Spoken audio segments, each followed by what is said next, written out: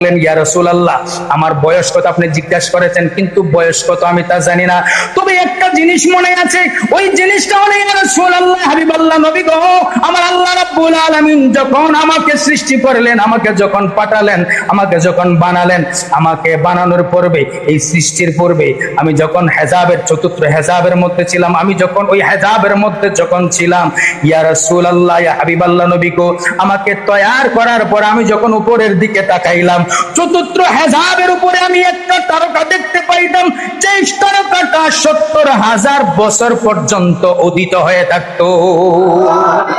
কয় হাজার?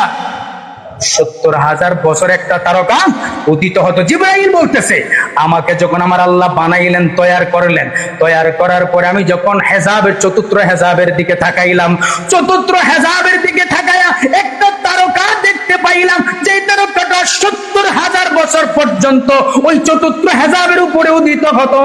ইয়া রাসূলুল্লাহ, হাবিবাল্লাহ, নবী গো, আমি ওই তারকাকে 72,000 বার ওই চতুর্থ হেজাবের উপরে 72,000 বার, 72,000 বার উদিত হতে দেখেছি।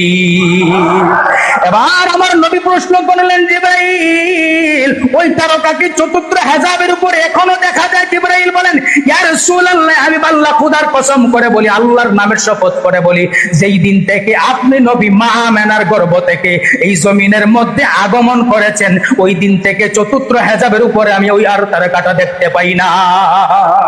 আমার নবী প্রশ্ন করলেন, কেন রে জিবরাইল, ওই তারকা এখন আর দেখতে পাও না কেন?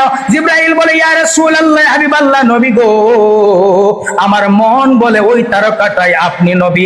আমার সন্দেহ হয় আপনি নবী যখন আগমন করেছেন ওই তারকার উদিত হয় না, এর মানে আপনি নবী হবেন ওই তারকাটা।